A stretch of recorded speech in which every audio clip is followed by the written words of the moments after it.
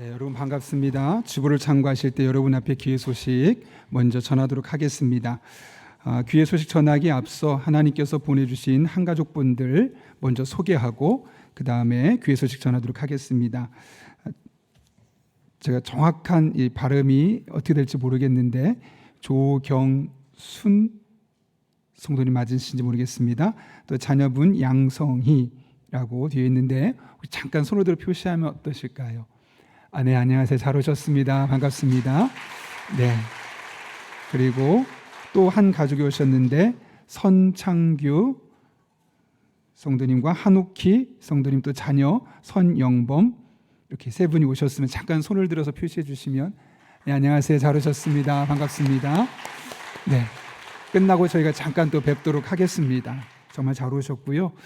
아무래도 오늘 이렇게 연휴가 있다 보니까 예전 같지 않고 2부, 3부 성들이 좀 많이 빠진 것 같긴 합니다. 그래도 이렇게 오신 여러분 한 분 한 분을 축복하고 우리 교회를 방문하신 모든 분들을 주님의 이름으로 환영합니다. 등록 원하시는 분 말씀하시면 저희가 친절하게 도와드리도록 하겠습니다. 오늘 오후 찬양 예배는 마음 살핌을 하려 합니다. 매월 첫째 주마다 우리 마음을 돌아보는 시간을 갖는데 오늘은 비교하지 않는 마음을 우리 함께 공부하려고 하는데 오후 찬양 예배 오이코스와 상관없이 모두 참여하는 예배입니다. 적극적으로 참여해 주시기를 부탁드리고요. 우리가 3월 24일을 블레싱데이로 맞아서 지금 기도 주간을 삼고 있습니다. 지난 주간에 이제 작정하자고 했고 이번 주 기도하면서 오늘까지 써서 귀에 내주시면 제가 그 명단을 취합해서 계속 기도하도록 하겠습니다.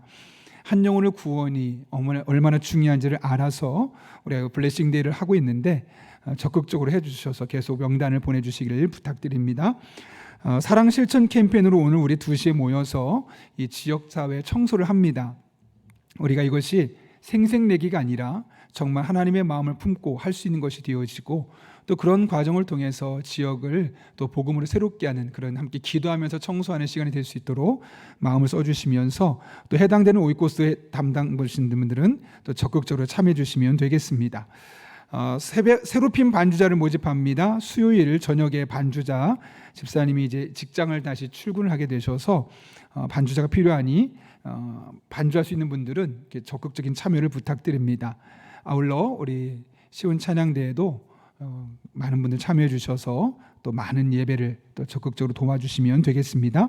여전도의 동부용인지구회가 목요일에 11시에 우리 교회에서 있습니다. 여전도들 함께 모이셔서 교제하는 시간 되었으면 합니다. 중고등부 제자훈련 시작하고 있습니다. 아이들이 이번 기회를 통해서 신앙이 반석 위에 세워질 수 있도록 여러분 기도해 주시기를 부탁드립니다. 여러분의 신앙에 도움이 되도록 신앙 에센스 5호를 제공합니다. 1층 로비에 있습니다. 1만 시간 감사를 맞아서 매주 우리가 감사 제목을 써 내려가고 있습니다. 한 사람 한 사람 마음을 모아서 하나님 앞에 감사 제목을 내시면 저희가 이제 이것을 홈페이지에 이름을 빼고 함께 공유하는 시간 가지려 합니다. 여러분들 적극적인 참여 부탁드립니다. 더 자세한 광고는 주보를 참고해 주시고 이 시간 하나님께서 우리에게 주신 말씀 나누겠습니다. 오늘 하나님께서 우리에게 주신 말씀은 누가복음 6장 12절부터 16절까지의 말씀 신약성경 98쪽에 있습니다.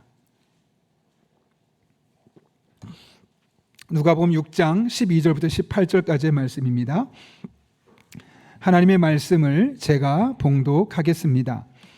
이때 예수께서 기도하시러 산으로 가사 밤이 새도록 하나님께 기도하시고 밝음에 그 제자들을 부르사 그 중에서 12를 택하여 사도라 칭하셨으니 곧 베드로라고도 이름을 주신 시몬과 그의 동생 안드레와 야고보와 요한과 빌립과 바돌로메와 마테오와 도마와 알페의 아들 야고보와 셀룻이라는 시몬과 야고보의 아들 유다와 예수를 파는 자들 가룟 유다라. 이것은 하나님의 말씀입니다. 아멘. 우리 함께 기도하고 하나님 말씀 나누겠습니다. 거룩하신 아버지 하나님, 오늘 우리를 주님 전에 불러주셔서 함께 찬양하게 하시고 예배하게 하신 은혜 감사합니다. 말씀 듣는 시간입니다. 마음의 문을 활짝 열어주시고 선포된 말씀, 내게 주신 말씀으로 들려지게 도와주셔서 이 말씀이 우리 영혼을 살리고 한 주를 살아갈 이정표가 되는 복된 시간 되게 하여 주옵소서. 예수님의 이름으로 기도하옵나이다. 아멘. 우리 한번 앞뒤 좌우 있는 분 인사하겠습니다. 우리 하나님은 실수하지 않으세요. 이렇게 인사해 볼까요? 네, 그렇습니다. 본질이 이긴다라는 제목의 책을 보게 되면 제주도 아래쪽에 있는 그 마라도에서 목회하신 한 목사님 이야기가 소개됩니다. 개척했고 사람이 많지 않은 곳이니 열심히 목회를 했는데 한 할머니께서 등록을 하신 겁니다. 그런데 그분은 글도 모르시고 박치라서 노래도 잘 못하는 겁니다. 예배를 드려야 되는데 찬양이 안 되는 거죠. 왜냐하면 가사를 알아야지 노래를 부르는데 그것이 불가능한 겁니다. 사실 가족을 제외하고는 유일한 성도였습니다. 이 목사님은 그 할머니에게 한 가지 일만 집중했습니다. 6개월 동안 찬양 가사를 가르쳐주고 곡을 외울 수 있도록 그렇게 노력한 끝에 내 주를 가까이 하게 함은 십자가 짐 같은 고생이나, 잘 아는 찬양이죠.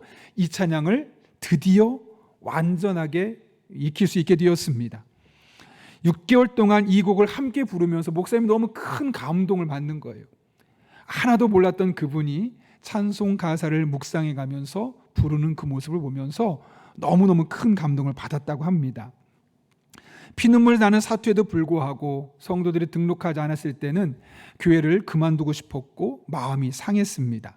그럼에도 불구하고 이분은 끊임없이 이 일을 계속하게 되었던 것이죠.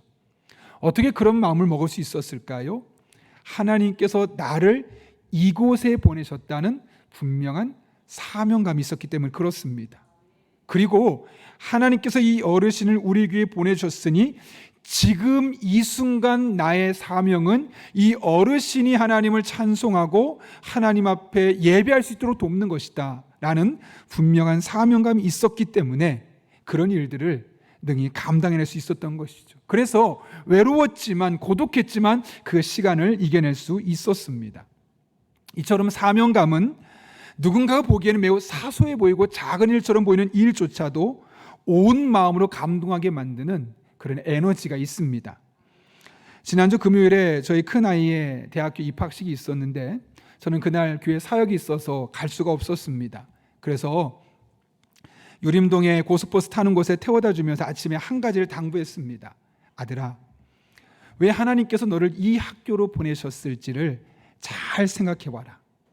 그리고 네가 입학식에 오고 가는 동안 그걸 깊이 생각해 봐라. 그리고 그 부르심에 맞게, 즉 사명에 맞게 학교 생활을 열심히 해라.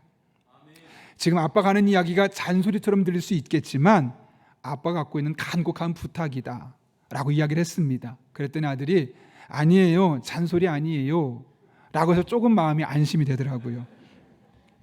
사실 아버지로서 아이가 새로운 삶을 시작하는데 하고 싶은 말이 얼마나 많았겠습니까? 그러나 사명, 이 한 가지만 이야기했던 이유는 사명이 분명하면 다른 것들은 아무런 문제가 되지 않기 때문에 그렇습니다. 여러분, 사명의식이 분명하면 아무리 사소한 것이라도 온 마음을 다해 감당하게 되어 있습니다. 사명이 분명하면 그 일이 정말 중요한 일이라고 느낄 때는 목숨을 걸고서라도 그 일을 완수하게 되어 있는 겁니다. 그리 얼마나 큰 일이냐, 작은 일이냐, 얼마나 많은 에너지가 들어가느냐, 적느냐 중요한 것이 아니라 그 일에 대한 사명감이 있느냐 없느냐가 그 일의 향방을 가름하는 겁니다. 미국에서 가장 영향력 있는 방송인 중에 한 명인 오프라 윈프리가 아주 암울한 어린 시절을 보낸 것은 누구나 다 알고 있을 겁니다. 그녀가 평생을 살면서 자신에게 있었던 4가지 사명을 발견하게 됐다고 이야기하죠. 들어보셨을 겁니다. 첫 번째로는 남보다 더 가졌다면 그것은 축복이 아니라 사명이다. 다른 사람은 없는데 건강을 더 가졌다거나 조금 더 외모가 낫다거나 공부를 조금 더 잘한다거나 아니면 그 사람이 좀 나은 실력을 갖고 있다면 그것은 그냥 축복입니다가 아니라 그것이 없는 사람들에게 베풀며 살게 하기 위한 또 다른 사명이 있기 때문에 하나님께서 주셨음을 기억하자는 거죠. 두 번째로는 남들보다 아픔이 있다면 그것은 단순한 고통이 아니라 사명이 있기 때문에 그런 아픔을 겪는다는 겁니다. 다른 사람은 경험하지 못했지만 내가 왜 그 아픔을 겪어야 되느냐? 그 아픔을 통해서 또 다른 비슷한 아픔을 겪는 이들에게 상처받은 위로자로서 치료자로서 역사하시기 위해서 하나님께서 일하시는 것이니 아프다고 너무 아파하지만 말고, 절망하지 말고 이것을 또 다른 사명으로 받아들일 것을 이야기하는 것이죠. 세 번째로는 남들보다 설레는 것이 있다면 그것은 망상이 아니라 사명이다. 다른 사람은 똑같은 것을 보아도 마음에 아무런 감동이 없습니다. 다른 사람은 그걸 보아도 설렘이 없고 그냥 지나쳐 버리지만 나는 왠지 그걸 보면 가슴이 뛰고 설레고 눈에 자꾸 밟힌다면 그것은 망상, 쓸데없는 생각이 아니라 하나님께서 나만 보게 하시고 나만 가슴 뛰게 하셔서 그 일을 감당하기 위한 또 다른 사명임을 잊지 말아야 한다는 것이죠. 네 번째로 남들보다 부담되는 무엇인가가 있습니다. 왠지 마음이 아픈 사람 보면 그 사람 마음이 내 마음처럼 보이고, 경제적으로 힘든 사람 보면 내가 무언가 그 사람을 도와줄 것처럼 보이고, 다른 사람 눈에는 보이지 않는데 내 눈에는 보이는 그런 부담이 있을 수 있습니다. 그것은 내게만 주는 짐이 아니라 내가 그것을 보게 하셔서 그 일을 감당케 하고 하자 했던 하나님의 또 다른 의미의 사명임을 잊지 말아야 한다는 것이죠. 저는 이 네 가지를 볼 때마다 참 마음에 공감이 많이 되어서 생각이 날 때마다 조금씩 꺼내서 읽곤 합니다. 그래서 그녀는 좋든 싫든 자신에게 주어진 모든 삶, 모든 상황, 모든 사람을 내게 주신 사명의 기회로 보고 사소한 것에도 온 마음을 다해서 감당에 뛰었다는 것이죠. 그리고 그것이 오늘날 오프라 윈프리라는 세계적인 언론인을 만들게 되었던 겁니다. 그만큼 우리들의 삶에 사명이 중요합니다. 여러분, 그렇다면 사명은 도대체 무엇일까요? 사명을 사전을 찾아보니까 사전에 이렇게 기록되어 있습니다. 우리는 왜 이 땅에 존재하는가? 내가 왜 살아 있어야 되는가? 내가 왜 이 땅에 존재해서 왜 일을 해야 되는가 된 그 질문에 대한 대답, 즉 존재의 의의가 사명이다 라고 되어 있습니다. 그런 맥락에서 우리가 이 세상에 살아있는 모든 사람은 이미 그 사람에게 사명이 있다는 것이죠. 그렇다면 여러분, 우리에게 주어진 사명은 무엇일까요? 여러분이 어떤 사명이 있게 하나님께서 여러분의 생명을 주시고 이렇게 살게 하시고 이런 일들을 행하게 하시는 걸까요? 오늘 본문의 말씀은 밤새도록 기도하신 예수님께서 제자 중에 12명을 따로 세우시고 그들에게 사명을 맡겨주시는 장면입니다. 그럼 어떤 사명이었을까요, 여러분? 예수님께서 그들에게 사명을 맡겨주면서 그들에게 명명하신 호칭을 보면 그 사명의 성격을 알 수 있습니다. 오늘 보면 13절 말씀 같이 한번 읽어볼까요? 읽습니다. 시작. 밝음에 그 제자들을 부르사. 아멘. 예수님은 그 많은 제자 중에 12명을 따로 부르셨고 그들에게 사도라고 부르셨습니다. 여러분, 보통 누군가를 부르는 호칭은 매우 중요하죠. 왜냐하면 그 호칭 안에 이미 정체성이 담겨있기 때문에 그렇습니다. 예를 들어서 목사. 목사는 무슨 뜻을 갖고 있을까요, 여러분? 칠목, 기를 목의 스승사입니다. 그러니까 목사님일 때 그 목사님 무슨 뜻이냐면 성도들을 양육하고 기를 뿐만 아니라 성도들에게 스승의 역할을 감당하는 사람을 일컬어 목사라고 하는 겁니다. 그러니까 목사라는 말을 들을 때 우리는 어떻게 되냐면 목사들은 그 마음속에 그래 나는 성도들을 양육해야지, 성도들을 돌아봐야지, 성도들에게 스승이 되는 존재가 되어야지, 이런 마음을 늘 갱신해야만 되는 겁니다. 같은 맥락에서 교회 직분을 살펴보면 장로라는 직분이 있죠. 한자만 보면 길장에 늙을 노자가 써 있지만 이 장로를 우리는 보통 어떻게 묘사하냐면 교회에서 목사와 협력하여 교회 행정을 수행하고 교회 재산을 관리하고 신방과 인사의 책임을 맡는 자를 장로라고 합니다. 그러니까 장로님이라고 부를 때나 장로라고 불림을 받을 때는 어떤 마음을 먹냐면 그렇지, 난 이 교회에서 목사님과 함께 교회 모든 행정을 돌아보고 교회 재산이 손해보지 않도록 늘 관리하며 기도할 뿐만 아니라 어려운 성도들을 신방하고 교회 인사를 돌아보는 역할을 해야 되지, 이렇게 늘 자신의 마음을 갱신해야 된다는 것이죠. 그럼 권사는 뭘까요, 여러분? 권사는 목사를 도와서 교인들의 가정을 방문하고 그들의 어려움이나 생활환경 등을 돌보며 기도하고 전도하며 질병으로 고통받는 교우들을 문병하는 평신도의 직분입니다. 그러니까 권사님이란 말은 뭐냐면 그냥 교회 내 한 직분으로 끝나는 것이 아니라 늘 그 안에 그 이야기를 들을 때마다 스스로가 어떻게 되뇌야 되냐면 그래, 나는 목사를 도와서 교인들의 가정을 돌아보고 그들의 어려움이나 생활 환경을 돌아볼 뿐만 아니라 그들을 위해 기도하고 전도하고 특별히 질병으로 고통받는 성도들이 있다면 직접 신방하며 그들을 위로하는 역할을 해야겠다라는 마음을 늘 되새겨야 된다는 것이죠. 집사도 마찬가지입니다. 집사는 안수를 한 안수 집사와 안수받지 않은 서리 집사, 여러분이 되겠죠. 이 집사라는 뜻의 집은 관장하다는 뜻을 갖고 있습니다. 그래서 어떤 의미를 갖고 있냐면 교회 각 기관의 일을 맡아서 봉사하는 직분을 일컬어 집사라고 합니다. 그러면 집사는 어떤 사람이냐면 열심히 와서 예배 드리고 가는 것이 아니라 내게 주신 은사를 따라서 은사에 맞게 크든 작든 오랜 시간 하든 짧은 시간을 하든 그 파트에 들어가서 그 기관에서 일을 맡아서 봉사할 때 그 사람이야말로 집사라고 하는 것이죠. 사실 목사나 장로나 권사나 집사나 모든 걸 다 통틀어서 우리는 성도라고 말합니다. 거룩한 길을 따라가는 주님의 제자로서의 삶을 사는 사람을 일컬어 성도라고 이야기합니다. 그러니까 우리는 성도라는 말을 들을 때마다 어떤 일을 해야 될까요? 그래, 나는 그냥 사람이 아니야. 예수님 가신 그 길을, 거룩한 길을 따라 살아가는, 예수님의 모습을 닮아내고 예수님처럼 살아가야 하는 그런 사람이라는 그런 자각의식을 갖고 살아갈 때 우리는 성도다워질 수 있는 것이죠. 이렇게 분명한 의도와 목적을 갖고 우리는 이름을 짓게 되어 있는 겁니다. 근데 예수님은 12 사도를 뭐라고, 12 제자를 어떻게 했다고요? 사도라고 불렀다는 거죠. 여러분, 사도의 뜻이 뭘까요? 헬라어로 아포스톨로스라는 단어인데 특별한 사명을 주어 파송한다는 의미를 갖고 있습니다. 여기 사명은 다른 사명이 아니라 바로 복음이죠. 그래서 사도는 같은 말로는 복음을 전하는 사람이라는 말로 번역되기도 합니다. 그래서 예수님은 복음을 전하시기 위해서 12명을 따로 세우셨고 그들에게 사도라고 했던 겁니다. 그렇다면 그들의 사명은 무엇일까요? 바로 복음을 전하는 겁니다. 그들이 이 세상에 존재하는 목적, 숨을 쉬고 일상의 삶을 사는 가장 중요한 목적은 다른 것이 아니라 바로 복음을 전하는 것에 있다는 것이죠.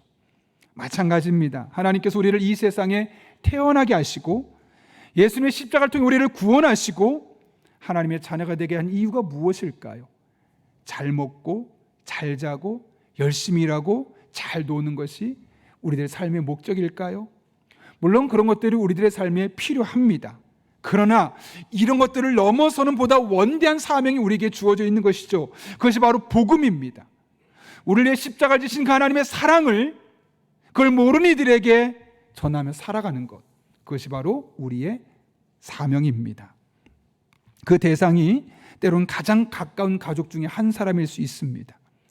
때로는 여러분을 힘들게 하고 귀찮게 만드는 직장 동료나 상사일 수도 있고, 일상의 삶에 함몰되어서 자신들이 얼마나 위험한 시간을 살고 있는지를 모르는 채 불나방처럼 뛰어들고 있는 동네 사람들, 이웃 주민일 수도 있습니다. 누가 되었든 상관없습니다. 모두 십자가의 복음이 필요한 존재들입니다. 우린 더 늦기 전에 그들에게 복음을 전해야만 합니다. 때를 얻든지 못 얻든지 전하는 겁니다. 당장 열매가 없어도 괜찮습니다. 그러면 하나님은 우리의 그 복음 전하는 것을 통해서 반드시 역사하여 주실 것입니다. 제가 최근에 청파교회 김기성 목사님의 짧은 간증을 하나 들었는데, 그분이 고등학교를 졸업하고 오랜 시간이 지나고 나서 나중에 신앙생활을 하게 되었다는 거예요. 근데 그때 어머니가 뭐라고 말씀하시냐면, 사실 내가 너를 위해서 14년 동안 기도했다라고 말하는 거예요. 이 목사는 그걸 여태 몰랐다는 거죠. 그래서 아니 어머니 그동안 저한테 좀 계속 얘기하시지 저는 여태 몰랐어요 라고 말했더니 어머니 말씀하시기를, 나는 너를 하나님께 직접 부탁했다. 그래서 14년 동안 한결같이 하나님, 이 아들이 예수님을 모르고 살아가는데 제발 이 아들이 예수님을 만나게 하시고 구원받게 하시고 하나님의 자녀로 살아가게 하여 주옵소서. 그래서 하나님 앞에 14년 동안 한결같이 기도할 수 있었단다 라고 이야기를 했다는 거죠. 여러분, 어머니가 어떻게 그렇게 할 수 있었겠습니까? 하나님께서 내게 주신 이 아들이 예수님을 믿게 하는 것이 내게 주어진 사명이라고 생각했기 때문에 그렇습니다. 그래서 이를 위해서 무려 14년을 하루처럼 하루도 거르지 않고 날마다 그 아들을 위해 기도할 수 있게 되었던 것이고, 하나님 그 어머니의 기도를 들으셨고 그 아들을 구원하셨을 뿐만 아니라 좋은 목회자가 되게 하셔서 정말 많은 사람의 영혼을 구원한 일을 감당하게 하셨던 것이죠. 최근에 한 분의 책을 읽다가 아주 흥미로운 제목의 책을 접하게 되었습니다. 제목이 한동대에서 만난 하나님이란 제목의 책입니다. 이 책을 보게 되면 2010년, 지금부터 약 15년 전에 한동대학의 총학생회장이 갖고 있는 꿈이 기록되어 있습니다. 그게 뭐냐면 포장마차에서 떡볶이 장사하는 것. 지금은 한동대가 한 2, 3등급 좀 밑에 좀 내려왔지만 이 당시만 해도 거의 1등급에서 2등급 사이 아주 꽤 높은 수준의 학교였습니다. 그런 학교에서 총학생회장 할 정도면 공부도 꽤 잘했던 학생인데 꿈이 뭐라고요? 포장마차에서 떡볶이 장사하는 것이 그의 꿈이었다는 거예요. 신기해서 왜 그런 꿈을 갖게 된지 물어봤더니 어느 날 너무 배가 고파서 포장마차에 갔는데 떡볶이가 있더라는 거죠. 그래서 떡볶이를 열심히 먹고 나서 계산을 하려고 하는데 떡볶이 가게가 안 나와 있는 겁니다. 그래서 두리번 걸었더니 한 곳에 성경 말씀이 기록되어 있어요. 그리고 그 밑에 뭐라고 써 있냐면 여러분이 먹은 만큼 양심껏 내고 가세요. 이게 무슨 말일까요, 여러분? 이 이야기를 보면서 이 대학 총학생회장 마음에 큰 감동이 되었다는 거예요. 왜 감동이 되었냐면 이게 정말 진짜 영향력 있는 그리스도인의 삶이 아닐까. 이렇게 자기가 손해볼 수 있는 상황 속에서 그들에게 사랑을 베풀 수 있는 것이 진짜 그리스도인의 삶이 아닐까라는 마음이 들었기 때문이라는 것이죠. 그래서 그 청년의 마음에 꿈이 생겼다고 합니다. 하나님, 저 또한 제가 비록 삶에서 손해를 볼 수도 있겠지만 저도 제 삶을 통해서 저의 직업을 통해서 사람들에게 복음을 전하는 사람이 되고 싶습니다 라는 꿈을 꿈게 되어서 그의 꿈이 포장마차에서 떡볶이 장사가 되는 것이다. 물론 다른 일을 하게 되었지만 이 마음은 여전히 그 마음속에 품고 그가 살아가게 되었노라고 이야기를 하고 있습니다. 이 또한 그가 사명을 확인하게 되면서 자신의 삶에 손해를 보더라도 이런 일을 감당할 수 있도록 작정하게 되었던 것이죠. 여러분, 우리에게도 동일한 사명이 부여되어 있습니다. 바로 복음 전파의 사명을 감당하는 것입니다. 이것은 예수님 믿으세요, 우리에게 나오세요 라는 말을 외치는 것을 포함해서 한 영혼을 위해서 기도하는 겁니다. 때론 그것이 1년이 될 수 있고 10년이 될 수 있고 14년이 될 수 있고 20년이 될 수도 있습니다. 그 또한 우리가 복음 전파의 사명을 감당하는 겁니다. 또한 그 한 영혼의 구원을 위해서 비록 내가 손해를 볼 수 있다 할지라도 나의 삶과 직업을 통해서 복음이 전해지는 것, 예수님의 십자가 전해지는 것을 감당하는 것, 이것 또한 우리가 감당할 수 있는 복음 전파의 사명을 감당하는 것이죠. 지난주에 블레싱 데이를 선포하고 우리 한 사람당 저도 2명만큼은 마음에 품고 그 사람이 복음을 접할 수 있도록 기도하자고 이야기했습니다. 이 시간 사도 바울의 마음에 평생 품었던 말씀 우리가 함께 보면서 같은 도전을 얻었으면 좋겠는데요. 사도행전 20장 24절에 이런 말씀이 기록되어 있습니다. 우리 함께 천천히 읽겠습니다. 시작. 내가 달려갈 길과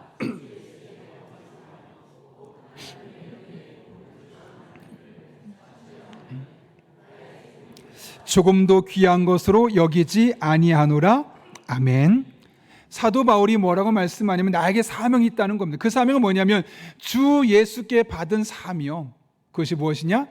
은혜 복음을 증언하는 일. 그 일의 가치가 얼마나 귀하다고 말합니까? 내 생명을 바쳐도 조금도 억울하지 않을 만큼 그것이 귀하다고 고백하고 있는 것이죠. 여러분이 믿고 있는 그 복음, 예수님의 그 십자가의 복음이 정말 가치가 있다고 생각하십니까? 여러분이 믿는 그 믿음을, 그 복음을 다른 사람에게 소개할 만큼 충분히 가치가 있다고 정말 생각하십니까? 그리고 그 복음을 받아들이면 어떤 사람도 변화될 수 있다고 믿으십니까? 정말 그렇게 믿으신다면, 우리가 믿는 그 복음이 정말 그런 가치가 있다고 생각하신다면 우리는 그 복음을 전해야만 합니다. 때를 얻든지 못 얻든지 사람들이 이 가치 있는 복음, 이 능력 있는 복음, 사랑의 복음을 전해야 합니다. 그러면 하나님께서 함께 하시고 반드시 열매 맺게 하여 주실 것입니다. 이런 사명을 감당하는 저와 여러분 될 수 있기를 예수님의 이름으로 축복합니다. 예수님은 사도의 사명을 맡길 12명을 선택하셨죠. 그런데 그들의 멤버십을 보면 뭔가 조금 이상합니다. 오늘 보면 14절부터 16절에 기록되는 그들의 면면을 보면 이들이 정말 힘을 합쳐서 사도 역할을 감당할 수 있을까 의문이 생길 만큼 이상합니다. 어떻습니까? 한번 14절부터 16절까지 그들의 이름을 한번 읽어볼까요? 같이 읽습니다. 시작. 곧 베드로라고도 이름을 주신 시몬과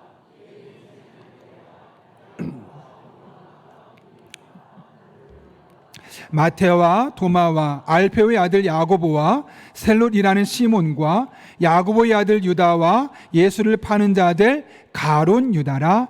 아멘. 여기 사람들 이름 보면 익숙한 이름이 참 많죠. 그 중에 베드로와 안드레는 친형제입니다. 야고보와 요한은 베드로와 함께 같은 동네에 살았던 이웃 주민입니다. 빌립과 바돌로메도 마찬가지입니다. 그들은 매우 평범한 사람들이었고 또 친형제도 있었고 가족도 있었고 함께 자란 동네 주민도 있었기 때문에 이신전심, 척하면 척 서로 알아들을 수 있을 만큼 말이 잘 통합니다. 이들만 있으면 정말 좋은 조합으로 이 사명을 잘 이룰 수 있었겠죠. 문제는 그들 사이에 끼어 있는 다른 사람들입니다. 예를 들면 마태는 직업이 뭐죠? 세리입니다. 세리를 오늘날 한국적인 표현으로 바꾸면 친일파로 부역한 사람입니다. 도무지 함께할 수 없는 친일파로 백성들의 고열을 뽑아서 넘겼던 사람이 바로 마태였죠. 도마는 끝까지 나는 예수님의 부활을 못 믿겠습니다라고 했던 차가운 이성주의자. 나는 기도도 모르겠고 성령도 모르겠고 내 머리로 납득이 되는 것만 믿을 수 있어. 차가운 이성을 가진 이성주의자였습니다. 셀롯은 셀롯 땅이었던 시몬이라는 사람이 있죠. 셀롯이라는 말은 열심당입니다. 열심당은 어떤 사람은 당시에 정치적인 폭동을 일으켰던 선동가들입니다. 심지어 사람을 죽이기도 하고 건물에 불을 지르기도 하고 혼란을 조장했던 사람들이 바로 셀롯 땅인데 그 셀롯 땅에 속해 있었던 시몬이라는 사람 또한 이곳에 들어와 있는 겁니다. 심지어 예수님을 팔아넘길 가룟 유다까지도 이 공동체 안에 들어와 있는 거죠. 12명 중에 무려 4명, 33%가 되는 사람이 독특한 사람들, 좀 이상한 사람들, 이 공동체를 무너뜨릴 것 같은 사람들입니다. 나이가 달랐습니다. 출신 지역도 다르고 교육 수준도 다르고 경제적인 수준도 다르고 심지어 셀롯 땅이었던 시몬 같은 경우는 지향하는 정치적인 신념도 달랐습니다. 그런데 그들이 원팀이 되어서 사도로서 하나님 일을 감당해야만 하는 겁니다. 누가 봐도 걱정이 됩니다. 이해가 안 됩니다. 정말 좋은 팀워크를 이루길 원한다면 이들이 빨리 하나가 되어서 정말 큰 성과를 이루길 원한다면 튀는 사람이 적고 비슷한 성향을 가진 사람을 모아놔야 되겠죠. 우리가 잘 아는 영화 실미도를 보게 되면 북파 간첩을 양성했던 곳이죠. 정말 이 강화도 주변의 실미도라는 섬에서 비슷한 사람을 모아놔서 같은 훈련을 계속 반복시키는 겁니다. 그래서 그들이 같은 생각, 같은 리듬을 갖게 될 때 성공 가능성이 높아지니까요. 그게 일반적인 정서입니다. 마찬가지 아니었겠습니까? 그러면 예수님도 비슷한 사람들만 다 모아놓으면 좋은데 누가 한마디 말하면 아무도 반대하지 않고 다 따라올 수 있는 그런 사람들 있으면 좋은데 너무나 많이 다른 독특한 사람들을 한 무리로 묶어 놓은 겁니다.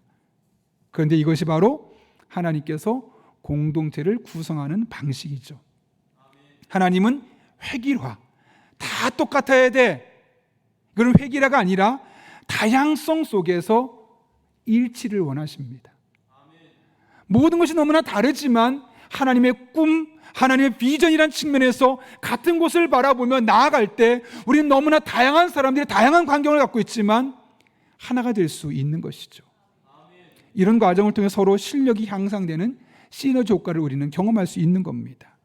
그래서 하나님은 너무나 다른데 그 다른 사람들을 하나의 공동체에서 활동하게 하셨던 거죠. 안디옥 교회도 그랬습니다. 사도행전 13장을 보면 안디옥 교회는 이방 교회였지만 복음이 전 세계적으로 퍼져나가는데 교두보 역할을 했던 교회입니다. 그렇게 될 수 있었던 가장 중요한 이유는 그 교회를 구성하고 있었던 리더들의 구성 요소죠. 사도행전 13장 1절 보면 이렇게 기록되어 있습니다. 안디옥 교회 선지자들과 교사들이 있으니 곧 바나바와 니게르라는 시몬과 구레네 사람 루기오와 분봉왕 헤롯의 젖동생 마나엔과 및 사울이라. 이들을 한번 살펴볼까요? 안디옥 교회는 정통 유대인이었던 바나바가 있었습니다. 니게르라는 말을 쓰고 있는 시몬 있죠. 니게르라는 말 뭐냐면 흑인 노예를 말하는 겁니다.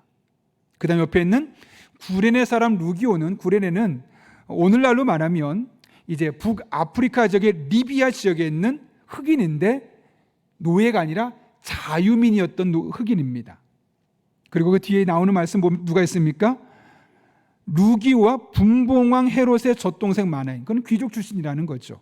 그 다음 사울이 있었습니다. 기독교인을 핍박했던 사울. 이렇게 안디옥 교회는 다양한 종류의 인종들이 모여서 함께 교제하고 함께 기도하고 함께 예배했던 이상해 보이지만 매우 이상적인 교회였습니다.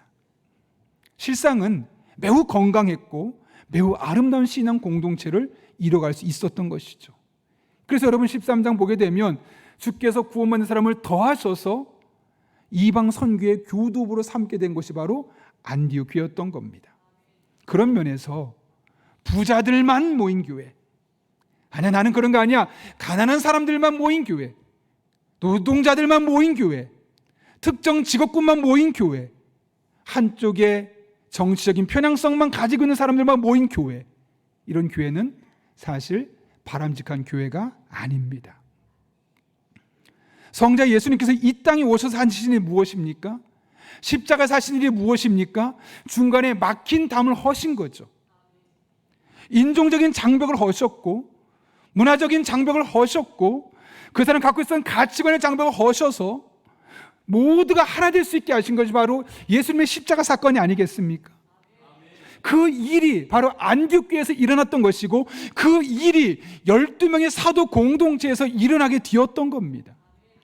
너는 나와 달라, 하나 될 수 없어, 가르고 문제가 생긴 것이 아니라 그 너무나 다른 사람들이 하나가 되어서 아름다운 다문화 교회를 만들어갔고 다인종 교회를 만들어갔고 하나님의 뜻을 이뤄가는 믿음의 공동체를 세워갈 수 있었던 것이죠.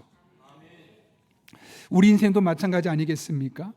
하나님께서 나이도 다르고 성별도 다르고 고향도 다르고 지적인 수준도 다르고 경제적인 수준도 다르고 정치적인 성향도 다르고 심지어 신앙적인 색깔도 조금씩 달라서 어떤 분은 어릴 적에 성결교에서 다니고 어떤 분은 통합직에서 어떤 분은 또 감리교회에서 다양한 구세군에서 이런 다양한 곳에서 다녔던 분들을 우리 교회 이 용인영락교회에 오게 하셔서 함께 신앙생활을 하는 목적이 무엇이겠습니까? 당신은 나와 달라요, 우린 차이가 있어요 주장하면서 갈등을 조장하고 교회를 깨뜨리고 무너뜨리기 위해서일까요 여러분? 그렇지 않죠. 오히려 나와 다른 사람들의 모습을 통해서 나의 부족함은 그를 바라보며 더욱더 향상시키고 나의 연약함을 그를 통해 나갈 뿐만 아니라 또 나의 강함을 통해서 또 다른 사람의 연약함을 보완해 줄 수 있는 그런 역할을 하는 과정을 통해서 내 생각이 넓어지고 내 신앙을 이전보다 더욱더 풍성히 하기 위해서 하나님께서 우리 교회에 정말 다양한 사람들을 공동체로 묶어주신 것이 아니겠습니까? 한 분이 이런 이야기를 하시더라고요. 교회 안에서 당신은 이래서 안 되고 당신은 저래서 안 되고 이렇게 하나하나 쳐내기 시작하면 결국 나중에는 그 교회는 담임 목사님과 사모님만 남을 것이다. 매우 일리가 있는 말 아닐까요? 마음이 맞는 사람이 누가 있겠습니까? 다 다를 수밖에 없는 겁니다. 너무 다르잖아요. 나이도 다르고 경험치도 다르고 성별도 다르고 고향도 다르고 지적 수준도 다르고 지향하는 목표도 조금씩 다르기도 하고 살고 있는 경제적인 상황도 다르고 갈등이 되고 있는 정치적인 성향도 조금씩 다르고 신앙적인 색깔도 다른데 어떻게 완벽하게 하나 될 수 있겠습니까? 우리가 할 일은 그 다양한 것들을 하나님의 비전을 바라보면서 일치시켜 가는 것. 그래서 그 다양한 사람을 통해 더욱더 교회 공동체가 다양한 일들을 감당할 수 있게 되는 것이 우리가 지향해야 하는 교회의 모습이 아니겠습니까? 교회는 갈등을 조장하는 곳이 아닙니다. 오히려 서로가 너무나 다르다는 것을 인정하고 받아들이며 복음 안에서 하나 되도록 하는 것.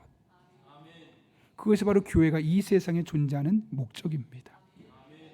예수님께서 왜 십자가를 지셨겠습니까? 그 고통스러운 시간을 왜 보내셨겠습니까?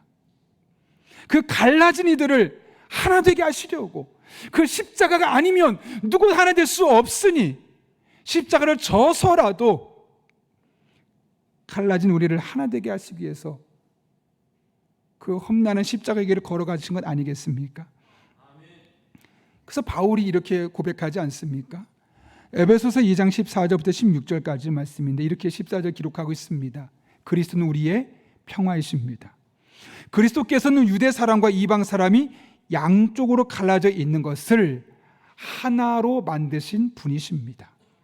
그분은 유대 사람과 이방 사람 사이를 가르는 담을 자기 몸으로 십자가에서 허무셔서 원수된 것을 없애시고 여러 가지 조문으로 된 계명의 율법을 폐하셨습니다. 그분은 이 둘을 자기 안에서 하나의 새 사람으로 만들어서 평화를 이루시고 원수된 것을 십자가로 소멸하시고 이 둘을 한 몸으로 만드셔서 하나님과 화해시키셨습니다. 하나님이 이렇게 예수님의 십자가를 통해서 우리를 하나로 만드셨습니다. 그리고 우리에게 화목하게 하는 직분을 주셨다고 말씀하시죠. 교회 안과 밖에서 다양한 소리를 내면서 갈등을 조장하는 소리들이 너무나 큽니다. 이럴 때 우리가 할 일은 무엇일까요? 예수님께서 십자가를 지신 그 목적, 그것을 반드시 기억하며 어디에서든 화목하게 하는 직분을 감당하는 겁니다. 나와 너무 다르지만 그 다름 속에서 하나님을 바라보며 그 비전 안에서 그 다양성 속에서 일치를 생각하며 나아가게 될 때 우리는 십자가의 삶을 살게 될 것이고, 그럴 때 이 땅의 진정한 하나님의 나라와 하나님의 뜻이 우리를 통해 이루어지게 될 것입니다. 이 한 주도 그런 은혜와 축복의 통로로 쓰임받는 저와 여러분 될 수 있기를 예수님의 이름으로 축원합니다. 우리 이 시간 그 하나님의 꿈을 마음에 품고 먼저 찬양하고 기도하는 시간 갖도록 하겠습니다. 하나님 아버지의 꿈이 있습니다. 하나님 아버지의 마음이 있습니다. 이 땅의 동과 서 남과 북이 죄악을 회개하고 하나님 앞에 하나 되는 것, 함께 하나님 아버지의 마음으로 찬양하고 기도하도록 하겠습니다.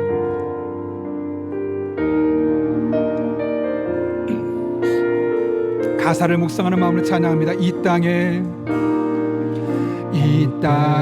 동과 서남과 북, 하나님 아버지의 마음이 바로 이런 마음 아닐까요? 내가 왜 십자가를 졌는지 너희는 기억해라. 내가 왜 그 모진 고통을 겪었는지 가슴에 새겨라.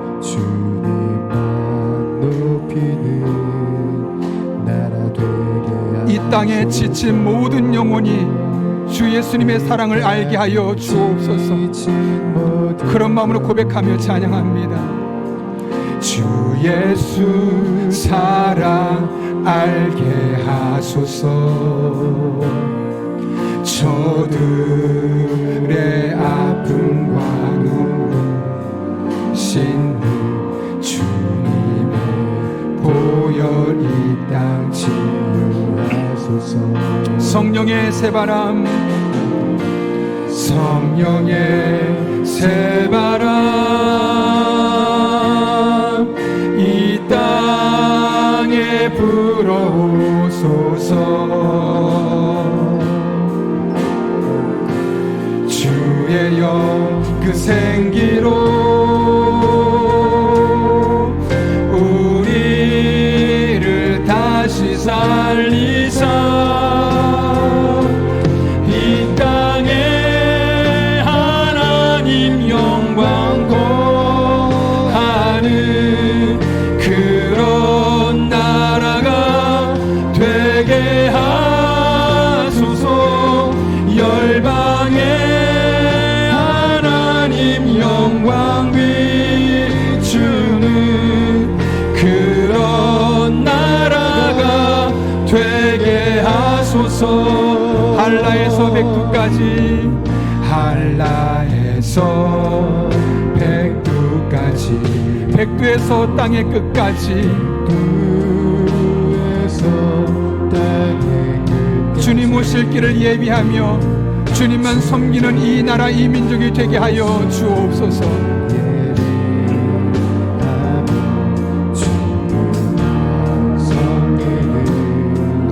나라 되게 하소서. 이 땅에 주님 교회 하늘의 생기를 부어 주옵소서. 열방을 치유하는 주의 백성 주님의 군대를 일으켜 주옵소서.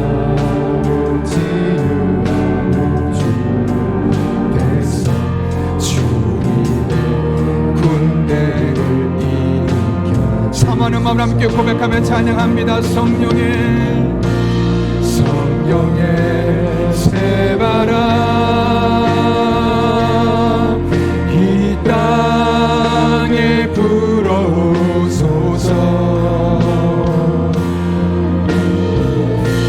주의 영 그 생기로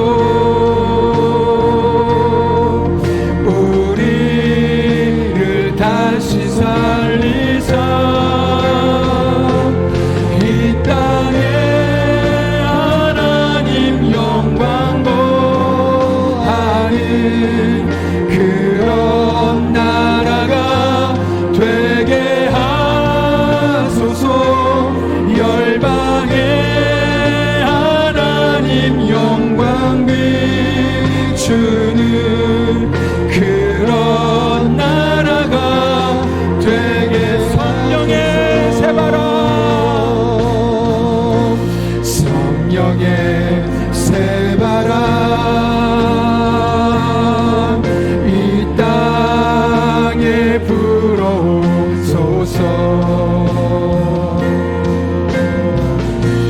주의 영 그 생기로 우리를 다시 살린. 아멘. 이 땅에 하나님 영광 거하는 그런 나라가 되게 하소서. 열방에 영광 비추는 그런 나라가 되게. 마라나타 마라나타 마라나타. 아멘 아멘. 주 예수여 오시옵소서. 아멘. 마라나타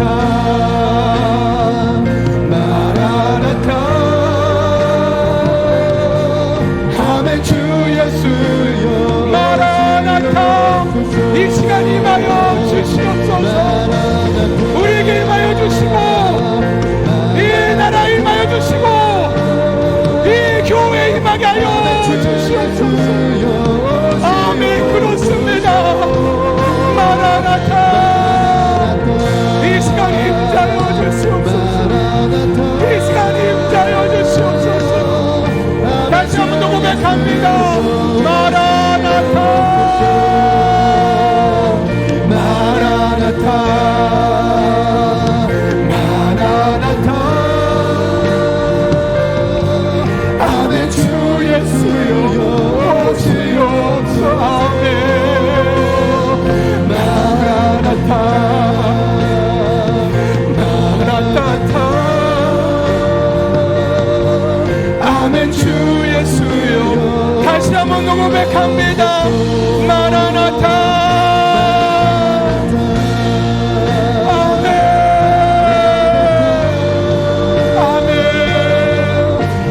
주 예수여 오시옵소서. 마라나타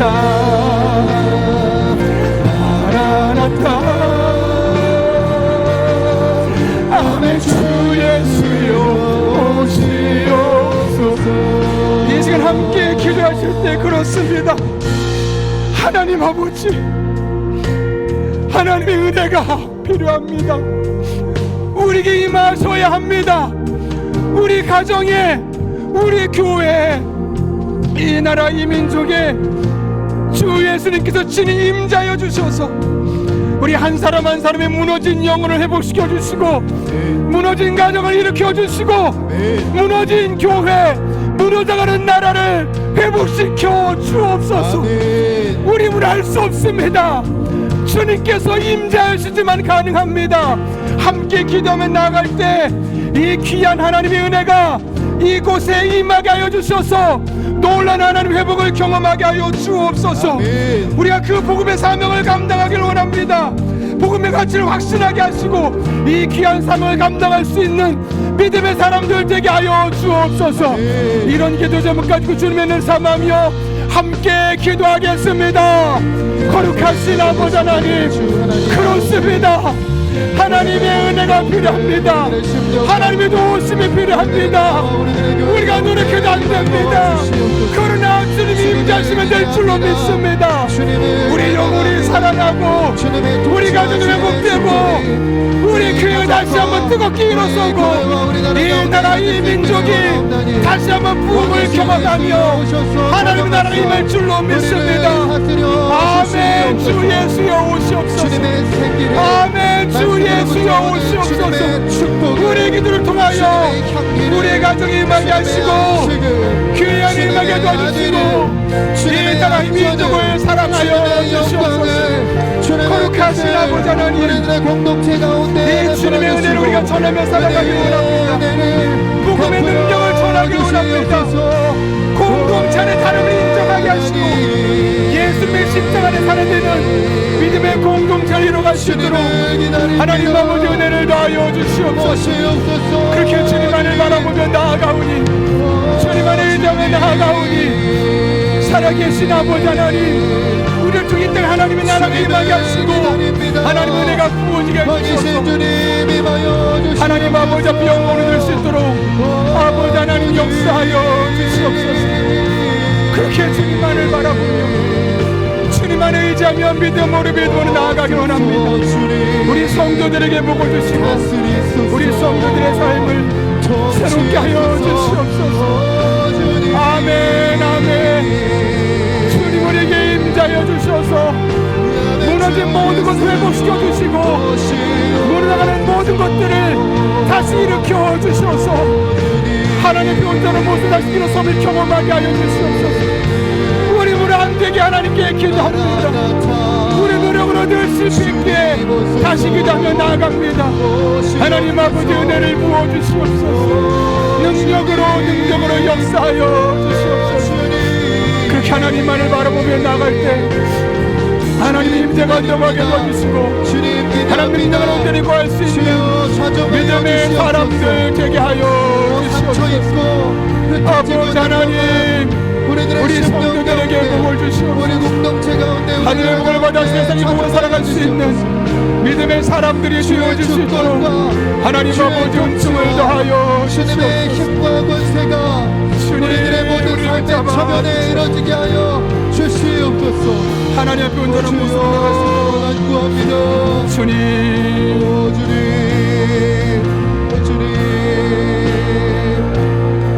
아버지 구합니다. 아버지 하나님 임하여 주님 이 자리에 친히 함께하여 주시옵소서. 주님, 하나님 아버지 하나님의 은혜가 필요합니다. 주님, 하나님 능력이 필요합니다. 아버지 하나님 역사하여 주시옵소서.